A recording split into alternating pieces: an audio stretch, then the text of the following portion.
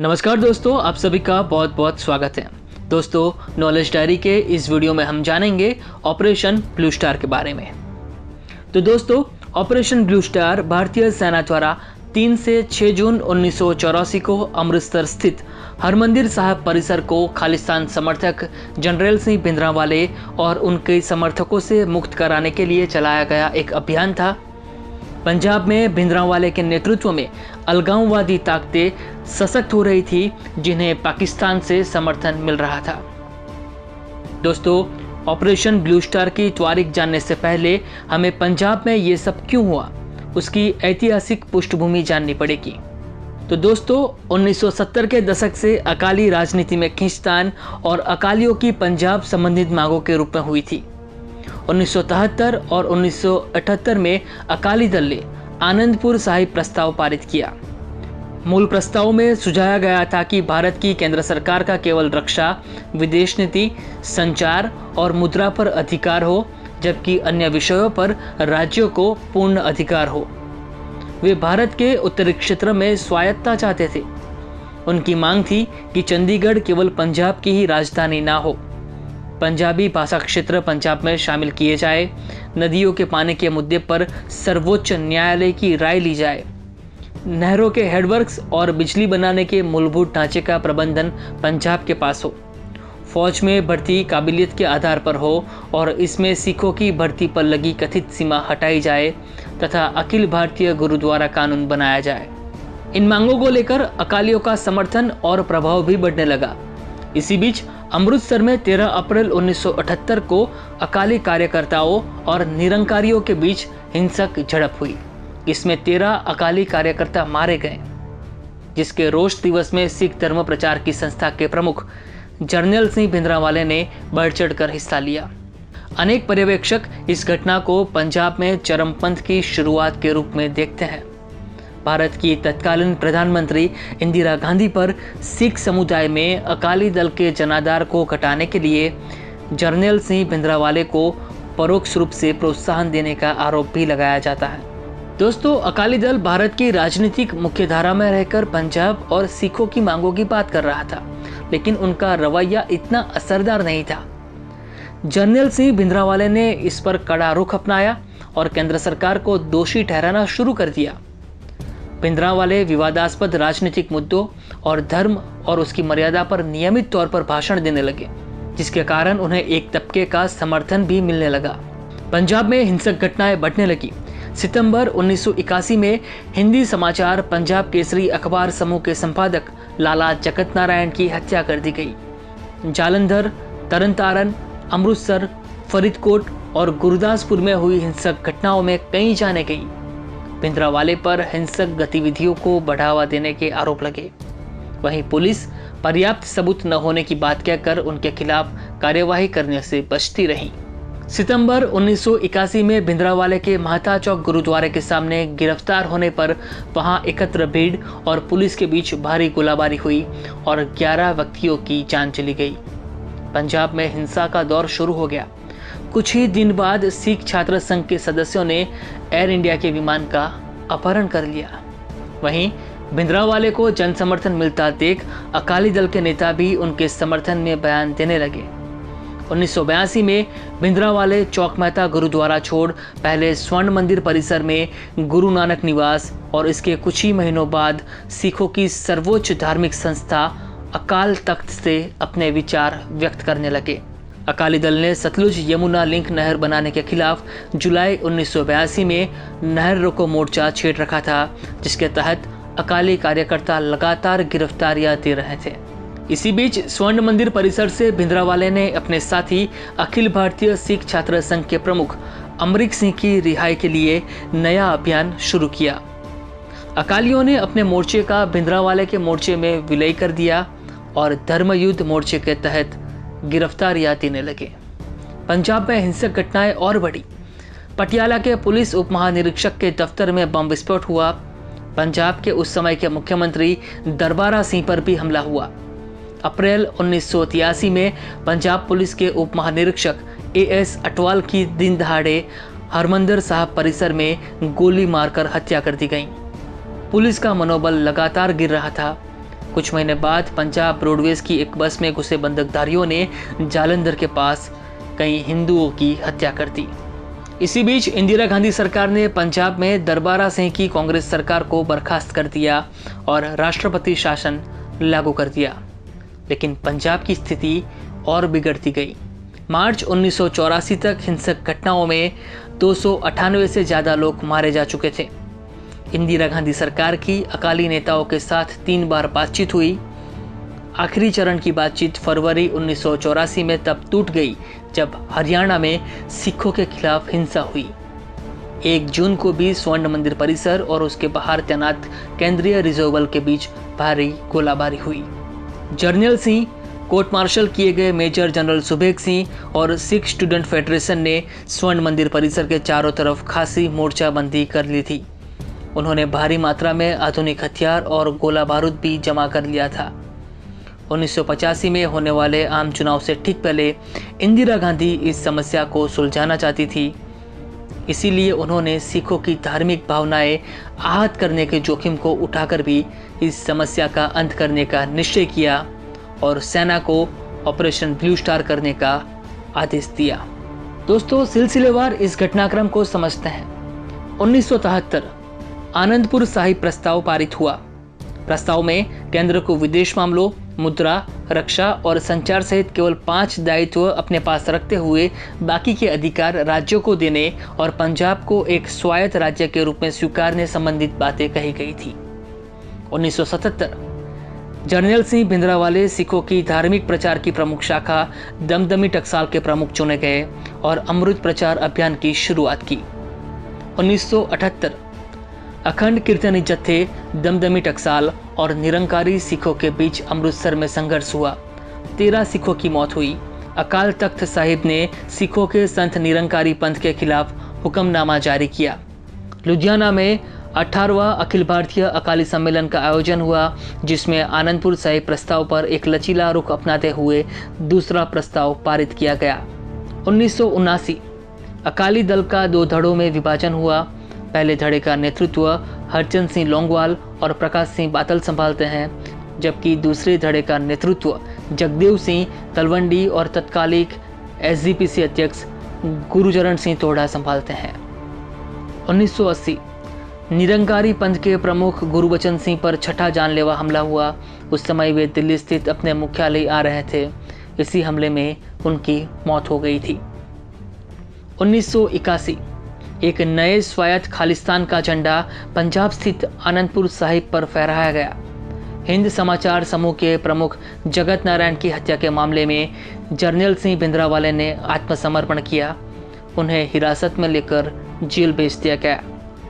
भिंद्रावाले अपने मकसद के लिए हिंसा का रास्ता अपनाने को सही मानते थे। इसी महीने दल खालसा के गजिंदर सिंह और सतनाम सिंह पोटा सहित 5 सदस्य श्रीनगर से दिल्ली आ रहे इंडियन एयरलाइंस के विमान को हाईजैक कर लाहौर ले गए। अपहरणकर्ताओं ने नकद रकम और भिंद्रावाले को जेल से रिहा करने की मांग रखी। जर्नैल सिंह भिंद्रावाले जेल से रिहा कर दिए गए। इसी महीने शिरोमणि अकाली दल और दिल्ली की केंद्र सरकार के बीच पहले दौर की बातचीत हुई, जिसमें शिरोमणि अकाली दल ने लचीला रुख अपनाकर अपनी मांगों को 45 से घटाकर 15 कर दिया। इनमें एक अहम थी भिंद्रावाले की बिना शर्त रिहाई। 1982 शिरोमणि अकाली दल और केंद्र सरकार के बीच तीसरे दौर की बातचीत हुई। इस बातचीत को अकाली दल ने विफल बताया। शिरोमणि अकाली दल अपने विरोध को आगे बढ़ाते हुए यमुना सतलुज परियोजना का जोरदार विरोध करने का फैसला करता है और नहर रोको मोर्चा खोल देता है।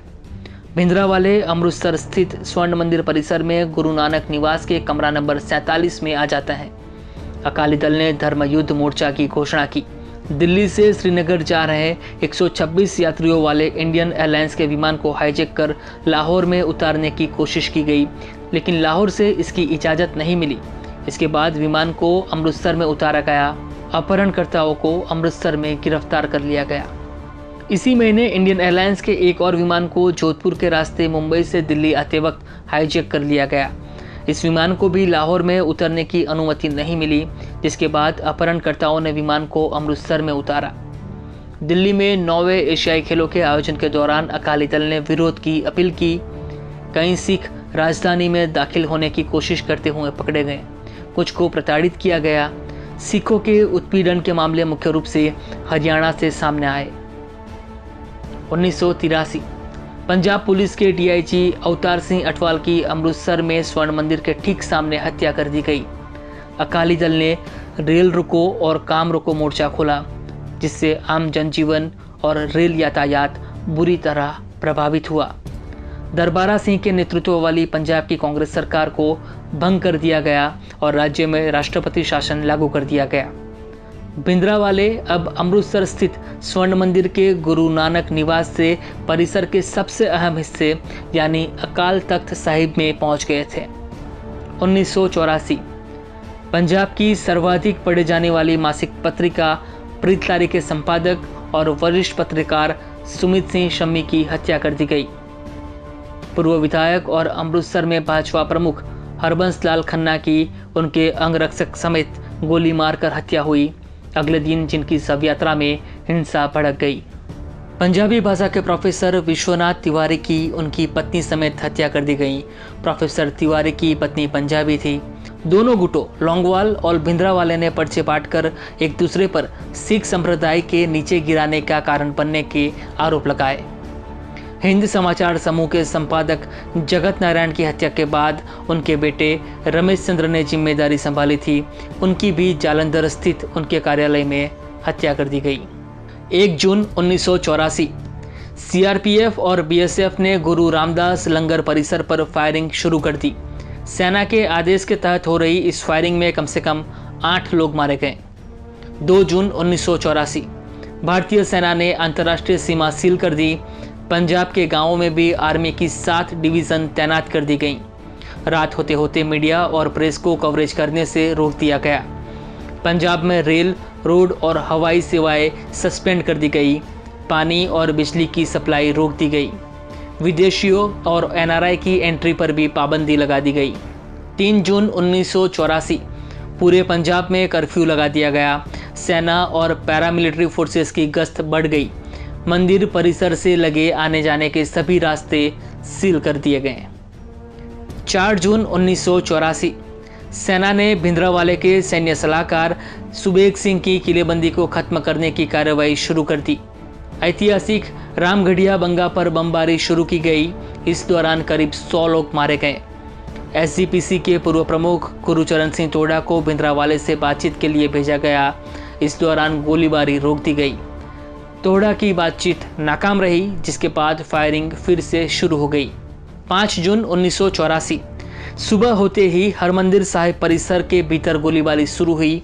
सेना की 9वीं डिवीज़न ने अकाल तख्त पर सामने से हमला किया। रात में 10:30 बजे के बाद काली कमांडो पोशाक में 20 कमांडो चुपचाप स्वर्ण मंदिर में घुसे। उन्होंने नाइट विजन चश्मे, M1 स्टील हेलमेट और बुलेट प्रूफ जैकेट पहन रखी थी। उनके पास MP5 सब मशीन गन और AK-47 राइफल थी। 6 जून 1984 सुबह 4 बजे के आसपास 3 विजयंत टैंक लगाए गए। उन्होंने 105 मिलीमीटर के गोले दागकर अकाल तख्त की दीवारें उड़ा दी। उसके बाद कमांडो और पैदल सैनिकों ने उग्रवादियों की धरपकड़ शुरू की। भारी गोलाबारी और संघर्ष में सैकड़ों लोगों की मौत हुई। मंदिर परिसर भी क्षतिग्रस्त हुआ। इस हमले में भिंद्रावाले और लेफ्टिनेंट जनरल सुबेग सिंह सहित कई प्रमुख लोगों की मौत हुई। 7 जून 1984 सेना ने हरमंदिर साहिब परिसर पर प्रभावी कब्जा जमा लिया। 8 जून 1984 तत्कालीन राष्ट्रपति जेएलसी ने स्वर्ण मंदिर का दौरा किया, जिनके साथ गए कमांडिंग ऑफिसर लेफ्टिनेंट जनरल किसी उग्रवादी की गोली से बुरी तरह घायल हो गए। 10 जून 1984 दोपहर तक पूरा ऑपरेशन समाप्त हो गया। दोस्तों, ऑपरेशन के साथ साथ देश के कई हिस्सों में सिख सैनिकों के विद्रोह की खबरें आती हैं। सिख रेजिमेंट के करीब 500 सैनिकों ने राजस्थान के गंगानगर जिले में ऑपरेशन ब्लू स्टार की खबरें सुनकर बगावत कर दी थी। बिहार के रामगढ़, जो अब झारखंड में है, वहीं अलवर, जम्मू, थाने और पुणे में सिख सैनिकों ने विद्रोह किया था। रामगढ़ में विद्रोही सैनिकों ने अपने कमांडर ब्रिगेडियर SC पुरी की हत्या कर दी। भारत सरकार ने ऑपरेशन ब्लू स्टार पर एक श्वेत पत्र जारी किया, लेकिन उसे आलोचना का सामना करना पड़ा। 31 अक्टूबर 1984 इंदिरा गांधी को उनके 2 सिख अंगरक्षकों ने गोली मार दी।